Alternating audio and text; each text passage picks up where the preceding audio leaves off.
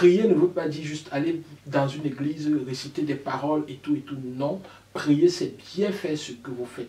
Dans notre réalité actuelle, il faut prier, oui, mais il faut travailler. Si tu passes tout ton temps à prier, en réalité, tu es dans le péché. Tu es dans le péché, mon frère. Tu ne peux pas passer tout ton temps à prier, tu dois travailler.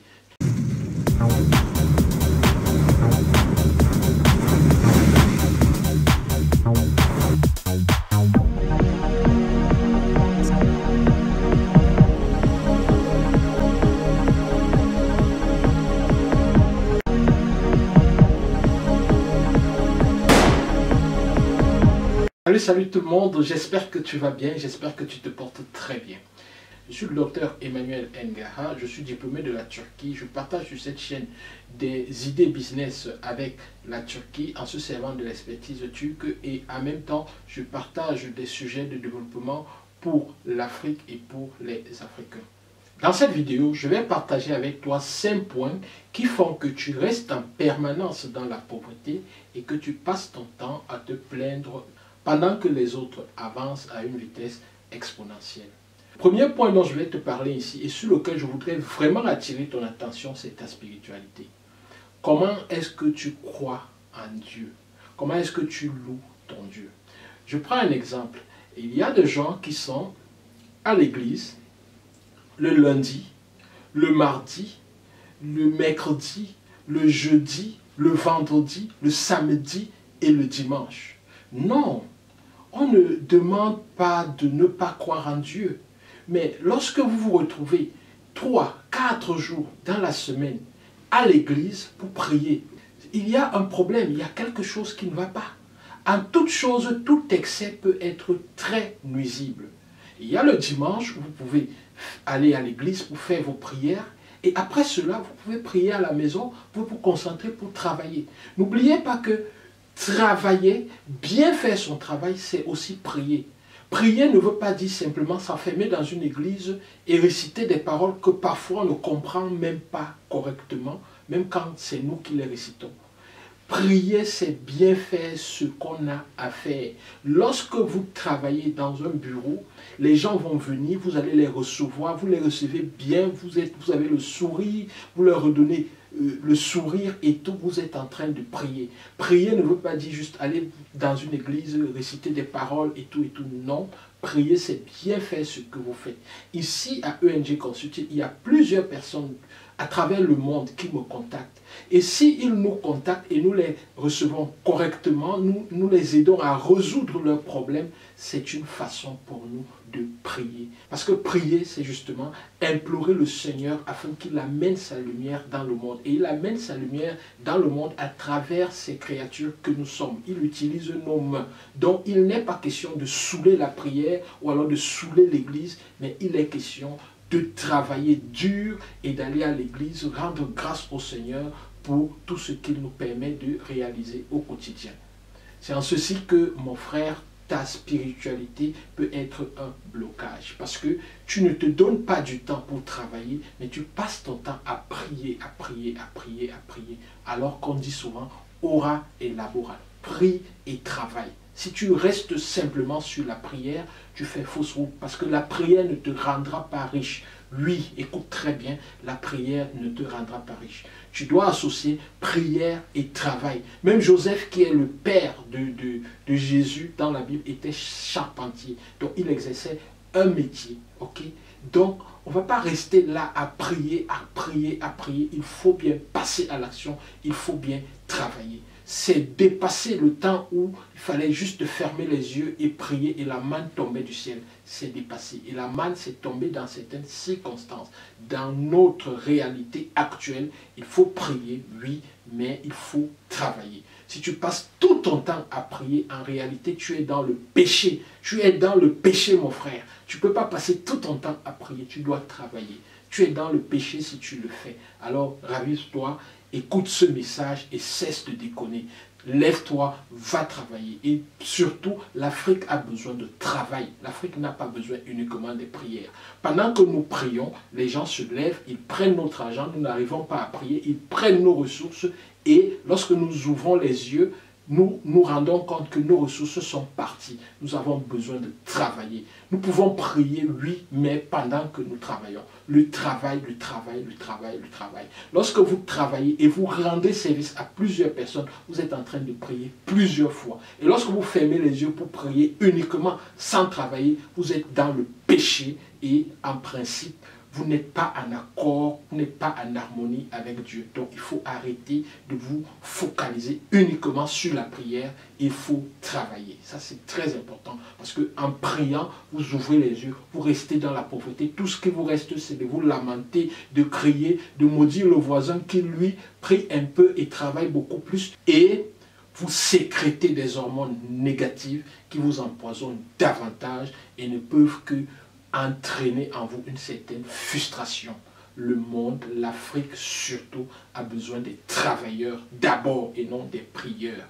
Le second point qui te maintient certainement dans la pauvreté, ce sont tes fréquentations. Dis-moi qui tu fréquentes et je te dirai qui tu es. Il est très important de sélectionner les gens qu'on fréquente. Tu ne peux pas fréquenter des gens qui ont des mêmes problèmes chaque jour et t'attendre à avoir des problèmes différents. Lorsque tu fréquentes quelqu'un qui, lui, du matin au soir, te parle de la bière, tu auras également tendance à parler de la bière. Et tu ne vas jamais penser à aller cueillir des oranges pour faire des jus d'orange pour vendre au bord de la route. Parce que justement, tu es avec quelqu'un qui, du matin au soir, te parle de la bière. Les fréquentations sont très importantes. Si, par exemple, tu fais un petit check-in autour de toi, tu vois les gens que tu fréquentes, les 5 personnes que tu fréquentes, comme on dit souvent, et tu vois leurs revenus. Si tu divises leurs revenus par 5, c'est-à-dire si tu prends la moyenne, tu vas te retrouver autour de ton propre revenu. Parce que c'est justement en fonction des gens que tu fréquentes que tu es soit motivé, soit démotivé. Si tu fréquentes des gens qui mettent la barre très haute, tu auras également tendance à mettre la barre très haute. Mais si tu fréquentes des gens qui sont désespérés, qui ne veulent plus rien attendre de la vie, qui pensent que tout est accompli et que c'est au gouvernement de leur donner de l'argent, c'est à cause du gouvernement qu'ils sont dans la situation dans laquelle ils sont, mon frère, il sera difficile pour toi de t'en sortir. Tu passeras ton temps à attendre le gouvernement et aucun gouvernement du monde n'est là pour t'aider. Chaque personne, même quand il devient ministre ou président, il s'occupe de ses propres affaires et des affaires de sa famille. Le gouvernement n'aide personne, mon frère. C'est vrai, ils peuvent prendre des lois qui peuvent changer ou alors impacter quelque chose dans ta vie, mais en gros, ils ne font rien pour toi. Mets-toi dans la tête que tu dois changer ta vie toi-même. N'attends rien d'un gouvernement quelconque, quel que soit le pays dans lequel tu te trouves. La troisième raison pour laquelle tu peux rester dans la pauvreté pendant longtemps sans jamais y sortir, c'est ta perception des problèmes. Oui, ta perception des problèmes est aussi importante. Je vais te dire en quoi. Lorsque tu gagnes un salaire, par exemple, de 50 $, de 100 $, tu as les problèmes des gens qui ont un salaire de 50 $, 100 $. Et si tu veux aspirer à un salaire plus élevé, c'est-à-dire qu'à un salaire de 1000 $, de 2000 $, à un revenu bien plus intéressant que cela, alors il faudrait que tu te mettes dans la peau des gens qui ont justement ce revenu-là. Je vais vous prendre un exemple. Juste pour gagner 100 francs CFA sur un savon, tu fais le tour des supermarchés du quartier. Ça veut dire que tu commences à chercher le savon ou alors une boîte de sucre, tu commences à la chercher à 13 h. Tu cherches la boîte de sucre la moins chère du quartier. Tu te retrouves finalement en train d'acheter la boîte de sucre à 18 h parce que tu voulais vraiment trouver la boîte la moins chère du marché. Ça, ce sont les problèmes des gens qui ont un salaire de 30 000, de 50 000. Si tu es en train d'aspirer à un salaire, tu es en train de travailler pour avoir un revenu bien plus important de 300 000, de 500 000, il y a des détails sur lesquels tu ne vas plus t'attarder. parce que tu estimes que le temps, c'est de l'argent. Les 3 heures que tu vas passer pour gagner 100 francs sur le prix d'un morceau de savon ou d'un paquet de sucre, ce temps-là, tu es convaincu que tu peux le mettre à profit, tu peux l'utiliser pour réfléchir, pour travailler dur et que par conséquent, il y aura un impact sur tes revenus. Et si tu as des revenus, si tu as optimisé ces 3 heures-là et que tu gagnes plus, acheter un morceau de savon avec 100 francs de plus, ça sera carrément un détail. Alors si tu restes dans les problèmes des gens qui gagnent peu, bien sûr, tu vas bloquer ta capacité de gagner plus et tu vas continuer de te plaindre. Si tu veux atteindre un certain niveau de revenu, sache que tu auras les problèmes de ceux qui ont ce niveau de revenu. Rien à faire, tu auras ces problèmes-là. Si tu importes des conteneurs, c'est normal. Tu auras des problèmes des conteneurs bloqués au port. Si tu travailles dans l'aluminium et tout, tu auras un problème des machines qui sont en panne. Si tu as une voiture, tu auras un problème de voiture au garage. C'est comme ça que ça se passe. Tu ne peux pas avoir une voiture et dire que non, mon vélo est en panne. Mais tu n'as pas de vélo, mon frère. Tu n'as pas de vélo, tu as un véhicule. Alors ton véhicule peut être en panne. Donc, plus tu montes, plus tu auras les problèmes des gens qui sont en haut de l'échelle. Et tu dois apprendre à gérer ces problèmes-là de manière optimale pour que tu avances graduellement. Le 4e point qui peut faire que tu sois maintenu dans la pauvreté, ce sont tes à-tout-prix. Il y a beaucoup de choses qu'on fait dans la vie. Il y a des choses qu'on peut faire, il y a des choses qu'on ne peut pas faire parce que justement on est bloqué par ci ou ça. Et chacun de nous a ses à-tout-prix. Il faut à tout prix que je fasse telle chose. Il faut à tout prix que je sois présent à tel endroit. Il faut à tout prix que ceci, il faut à tout prix que cela. Il faut éliminer tous les à-tout-prix. La seule chose que vous devez faire à tout prix, il faut à tout prix que vous restez en vie. Il faut à tout prix que vous conserviez la vie des gens qui sont autour de vous, que ce soit vos proches que vous aimez ou que ce soit des inconnus. Rester en vie, sauver des vies, ça c'est à tout prix. Le reste des choses, on peut le faire ou pas. On peut le faire ou pas. Tant qu'on est vivant, on aura toujours le temps de faire telle ou telle autre chose. Donc, généralement, ce que j'ai observé au Cameroun, c'est qu'il y a des gens qui vivent à un rythme fou. Presque tous les week-ends, ils sont dans un village quelconque pour un deuil. Parfois, c'est la tante de l'oncle du neveu qui est décédée. Et parfois, cette tante-là ou ce neveu-là, on ne le connaissait même pas physiquement. Parfois, c'est l'ami de l'ami de l'ami et on est là au deuil. Et pour aller au deuil, pour quitter Douala ou Yaoundé, pour aller au deuil, c'est généralement une nuit sans sommeil, où on voyage toute la nuit, et une deuxième nuit sans sommeil parce qu'il faut revenir.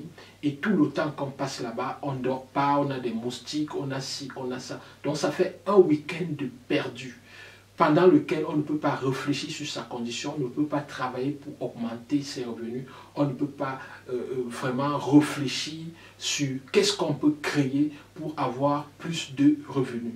Et il y a une autre chose que j'ai remarqué, c'est que dans ces véhicules de transport-là, il peut même arriver que pendant le voyage, vous lisez un livre, mais c'est pratiquement impossible parce que le chauffeur va mettre une musique bizarre en mettant un son max et pendant les 4 heures ou 5 heures que dure le voyage, vous êtes obligé de subir cette musique-là qui vous empêche totalement de réfléchir. Donc vous arrivez chez vous, franchement, non seulement épuisé par le voyage, mais épuisé par cette musique-là qui a passé son temps à chanter, répéter, répéter, répéter, répéter, répéter. Lorsqu'on vit comme cela, n'est-ce pas, il est rare qu'on soit seul. Or, tout ce qu'il y a dans le monde qui a été construit lorsque nous étions seuls. Lorsque vous travaillez, par exemple, pour inventer quelque chose, pour créer quelque chose, vous avez besoin d'être seul. Même si vous êtes marié, vous avez besoin d'être seul pour créer. On a toujours besoin d'être seul. Rarement, tu vas trouver des gens qui arrivent à être seuls pour un temps. Tout le temps, on est occupé. On a des visites qu'on n'attend pas, vous n'attendez personne, on frappe à la porte et bah, vous vous retrouvez en train de faire 3 heures, 4 heures à bavarder sur des sujets qui en fait ne vous apportent pas grand-chose. On a très peu de temps d'être seul. Or, pour créer, pour augmenter ses revenus, on a besoin de s'isoler, on a besoin de travailler seul. Et c'est quand on a des résultats qu'on peut se retrouver dans la masse. Donc, il faudrait prendre le temps d'être seul pour augmenter ses revenus. Il y a une dernière chose qui fait en sorte qu'on soit maintenu dans la pauvreté, c'est cette incapacité-là à se remettre en cause et à faire les choses autrement. Tenez par exemple, chaque année, on est à la fin d'année, l'année finit et une nouvelle année recommence. Il y a un exercice que beaucoup de personnes font souvent et qui en réalité est devenu banal. On arrive en fin d'année, on fait le bilan de l'année passée et on prend des résolutions pour l'année qui suit. Et généralement, ces résolutions-là restent valables pendant le mois de janvier. Et en février, on oublie, on continue à vivre sa vie comme si de rien n'était. En attendant la fin de l'année où on va encore faire le bilan et prendre des résolutions qu'on ne va pas du tout appliquer. Ça, c'est vrai. On vit comme ça, comme automatique et tout. Et certains même ne le font plus parce que justement, ils se sont rendus compte que ça ne sert à rien. On n'applique rien. On fait ça comme si c'est juste une routine et on passe à autre chose rapidement. Nous avons besoin de tenir compte de nos engagements, surtout des engagements envers nous-mêmes. Si nous prenons des engagements envers nous-mêmes, des engagements qui concernent notre propre vie, et nous n'arrivons pas à les tenir, qu'en sera-t-il des engagements que nous prenons avec les autres et qui ne nous concernent pas directement? Nous devons mettre un mécanisme en place pour tenir nos engagements par rapport à l'année qui commence. Donc, il est important de mettre des mécanismes pour tenir à nos engagements.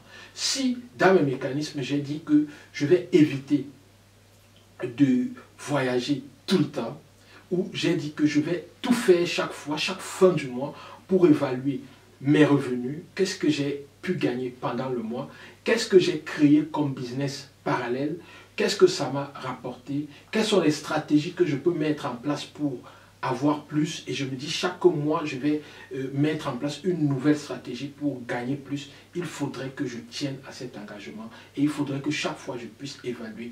Avec la discipline, on arrive à faire beaucoup de choses. Donc il est donc important d'être discipliné sur un certain nombre de choses. Si on n'est pas discipliné, on n'arrive à rien du tout. Voilà les 5 points que si nous prenons le temps de régler dans notre vie, surtout pendant la nouvelle année 2002 qui va commencer dans 2 jours, nous pourrons augmenter considérablement nos revenus. Il est important de ne pas toujours se soucier de ce que les gens vont penser. Dans tous les cas, les gens y pensent toujours quelque chose. Mais qu'est-ce qui est en harmonie avec mes principes? Qu'est-ce qui est en harmonie avec mes objectifs? Ça, c'est très important. C'est bien plus important que tout ce que les gens peuvent penser ou dire de moi. Je vous invite à partager massivement cette vidéo. N'oubliez pas de télécharger le livre gratuit que je vous offre en cliquant sur le lien en bas de la vidéo. Il s'intitule 9 produits qui peuvent vous permettre de changer la tendance de votre business avec la Turquie. Sur ce, je vous dis merci d'avoir suivi la vidéo. Au revoir et à très bientôt. Bye bye.